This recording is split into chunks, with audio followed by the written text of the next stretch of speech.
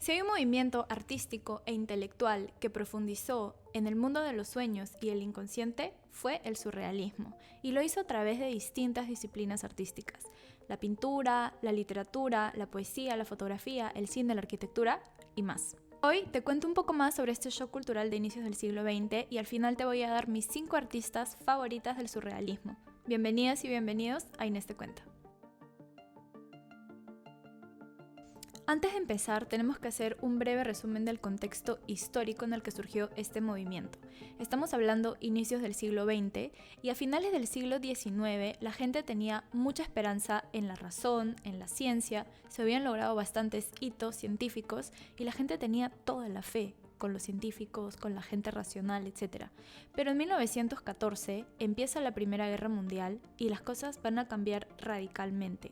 Las personas, sobre todo los jóvenes, van a empezar a cuestionarse si realmente el mundo en el que viven, el mundo occidental donde están, con tantas muertes, con tantas desapariciones, es el que ellos realmente quieren. Ahí las personas, sobre todo los artistas, van a empezar a repensarlo todo. Otro evento importante fue el dadaísmo, un movimiento artístico que empezó en 1916 con Tristan Tzara, que buscaba replanteárselo todo: la sociedad, el arte, las normas, la razón, la forma de abordar la vida. Este movimiento fue muy importante porque algunos surrealistas empezaron en el movimiento dada y luego se pasaron al surrealismo y llevaron junto con ellos algunos de los valores del dadaísmo, como la búsqueda de la libertad, de la libre expresión, etc. Otro evento influyente, y tal vez el más importante de todos, fue la aparición de las teorías sobre el inconsciente de Sigmund Freud. Estas teorías fascinaron a los surrealistas porque permitían el acceso al inconsciente, a lo que no tenía filtro ni por la moral, ni por la razón, ni por la conciencia. Los surrealistas buscan entrar a este lugar donde no hay reglas, y Freud les dio un poco el camino para eso. No podemos hablar de surrealismo sin mencionar a André Breton. Él fue el fundador y tal vez la persona que más escribió y teorizó sobre el surrealismo.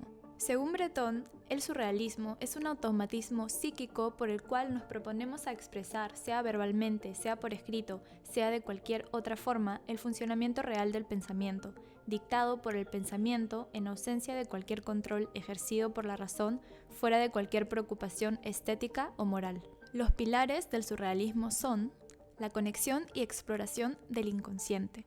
De hecho, Breton creía mucho en la escritura automática y este es un método que puedes realizar hoy en día en tu casa si te lo propones, que consiste en escribir automáticamente cuando estás en un estado de vigilia, preferiblemente entre despertar y dormir. Cuando de eso que te levantas y estás medio zombie, como en una hipnosis, en ese momento, para los surrealistas, era el momento idóneo para agarrar un lapicero y empezar a escribir todo lo que se te viniera a la mente sin pensar y hacerlo de forma tan rápida que no te puedas releer. De hecho, Breton decía: escriban rápido y sin tema preconcebido, tan rápido como para no poder parar y no poder releerse. La primera frase vendrá sola, ya que cada segundo es una frase alejada de nuestro pensamiento consciente que solo nos pide exteriorizarse.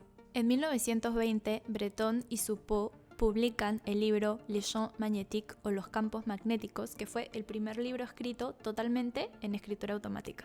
Otro gran pilar es la imaginación. Los surrealistas quieren indagar en lo más profundo del imaginario a través de la poesía, la pintura, la escritura, etc., para poder llegar a un lugar donde puedan verdaderamente estar frente al espectador o al lector y hacerles repensar todo. Quieren ser chocantes, quieren ser polémicos, quieren generar mucho ruido en torno a su trabajo y por eso algunas de las piezas surrealistas son verdaderamente sorprendentes, porque lo que te quieren hacer es enfrentarte a tu propia imaginación y permitirte, sobre todo, dejar que tu imaginación vuele. De hecho, este movimiento era muy lúdico, tanto así que crearon un juego que también puedes ir jugando hoy en día, que se llama El Cadáver Exquisito, que consiste en hacer un grupo de personas, agarrar un papel, y eso lo puedes hacer dibujando o escribiendo, y cada persona escribe una frase o una palabra y vas doblando el papel, y la persona que viene después de ti no lee lo que tú has escrito, y finalmente se crea como que una obra con el inconsciente de todos, en plan juego, que puede llegar a ser muy interesante. Te invito a que busques poesías surrealistas escritas como Cadáver Exquisito porque son realmente muy chéveres. Otro de los grandes pilares del surrealismo fue el amor loco, el amor pasional, el amor descontrolado. ¿Por qué? Porque más allá de que el amor te hace feliz y que el surrealismo es un movimiento pacifista, digamos, es un movimiento positivo, también querían acercarse a la locura. O sea, la locura te aleja de la razón, de la moral, y como ya hemos conversado antes, los surrealistas querían justamente romper con esas normas. Entonces el amor loco, el amor pasional, te nubla la mente y te hace entrar en un estado donde realmente te sientes loco y en ese momento creas. Entonces el amor era muy importante para los surrealistas. Finalmente, el surrealismo estuvo muy apegado a la política y esto fue una de las grandes razones por las cuales este movimiento se fue desarmando con el tiempo y fue perdiendo integrantes. Recordemos que el fundador, que es André Breton, era militante del Partido Comunista Francés. Louis Aragon, por ejemplo, otro importante surrealista, también era militante del Partido Comunista Francés. Partido Comunista Francés. Entonces, algunos artistas no estaban alineados con eso, por más que para Breton, que era el gran teórico del surrealismo, el surrealismo era un movimiento revolucionario, antiburgués y antinacionalista. Algunas personas no estuvieron de acuerdo y tomaron un paso al costado. Cuando hablamos de surrealismo, se nos vienen a la mente nombres como Dalí, Magritte, Max Ernst, André Breton, etc. Pero hoy voy a hablar de las mujeres artistas del surrealismo, porque realmente ha habido casi igual número de mujeres artistas surrealistas que hombres, pero la historia simplemente no las ha reconocido como han debido. Antes de empezar a contarles cuáles son mis artistas favoritas, quiero poner un poco en contexto cómo los surrealistas percibían a las mujeres y a lo femenino. Recordemos que al inicio les conté que para los surrealistas las teorías psicoanalíticas del inconsciente de Freud eran muy importantes y recordemos que ellos quieren acercarse a la locura para poder romper con los paradigmas y entrar a un ambiente libre de creación lúdica. Para Freud, las mujeres eran más propensas a ser locas, entre comillas, porque, por ejemplo, la histeria era una enfermedad que Freud dijo que era básicamente femenina. Entonces, los surrealistas veían a las mujeres como estas criaturas locas que entraban mucho más rápido a este trance creativo a los que ellos tenían que trabajar mucho para entrar. Y por otro lado, Freud también decía que las mujeres estaban más conectadas con la parte como de niñez, que estaban más conectadas con su niña interna. Y recordemos que los niños también son mucho más propensos a no vivir con reglas muy establecidas, a no entender muy bien qué es la razón, qué es la moral. Entonces, para los surrealistas, las mujeres eran, en una parte, como criaturas creativamente desatadas, y por otra parte eran sus grandes musas. Entonces, los surrealistas vieron a las mujeres como musas, como inspiración, pero siempre desde un punto de vista pasivo. No llegaron a realmente tomarlas en cuenta como la fuerza creadora y artística que eran, y en muchos casos mejor que muchos artistas surrealistas. De hecho, Leonora Carrington, una de las exponentes del surrealismo, dijo: aunque me gustaban las ideas de los surrealistas, André Breton y los hombres del grupo eran muy machistas. Solo nos querían a nosotras como musas alocadas y sensuales para divertirlos, para atenderlos. Bueno, dicho todo esto, ahora sí vayamos a ver a mis 5 artistas surrealistas favoritas. Tengan muy presente que esta es una selección personal, no significa que sean las mejores, sino son las que más me gustan, las que más han conectado conmigo, y he tenido la suerte de ver algunas en vivo, o sea, sus trabajos en vivo, y bueno, acá van. Empecemos por la que es para mí, en mi humilde opinión, una de las mejores artistas de todos los tiempos, más allá del surrealismo en general, y se trata de Remedios Varo. Esta artista española fue una de las primeras mujeres en estudiar en la Escuela de Bellas Artes de Madrid. Desde esas épocas de estudios estuvo rodeada de grandes artistas. Pasaría una época en Barcelona donde conocería de más cerca el surrealismo y se volvería una de sus mayores representantes. Vivió en París con su marido, el surrealista Benjamin Perret, pero durante la Segunda Guerra Mundial deberán huir hasta México. Es en este país donde Remedios se quedará para siempre y donde pintará la mayor parte de su obra. Si bien se dedicaba al arte, vivía de su trabajo como ilustradora publicitaria, vestuarista y otros trabajos. Describiría la obra de Remedios como meticulosa, precisa, onírica y mágica. Solemos ver personajes originales, muchos gatos y metáforas cobrar vida en el lienzo. Realmente te invito a buscar más sobre su maravillosa obra. Otra artista surrealista que me gusta muchísimo es Kay Sage. Nació en Nueva York en el seno de una familia acomodada con buenos contactos en el círculo artístico. Se mudó a Italia para estudiar arte y ahí conoció y se casó con un príncipe italiano. Estuvo con él por 10 años, pero se divorció porque no soportaba esa vida. De hecho, este pasado aristocrático dificultó su entrada al surrealismo, movimiento antiburgués.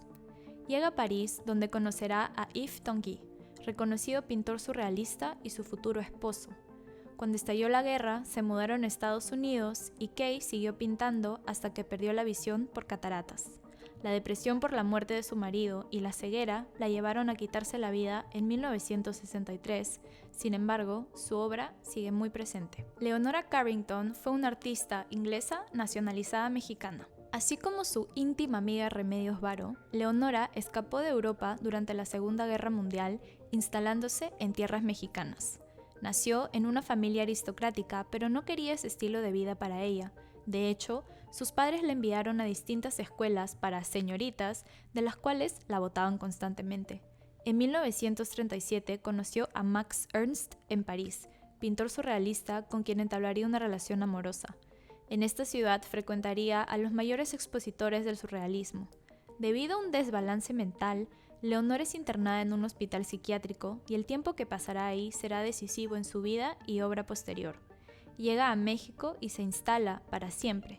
Se nacionalizará mexicana y creará obras inspiradas en la cosmovisión milenaria de dicho país.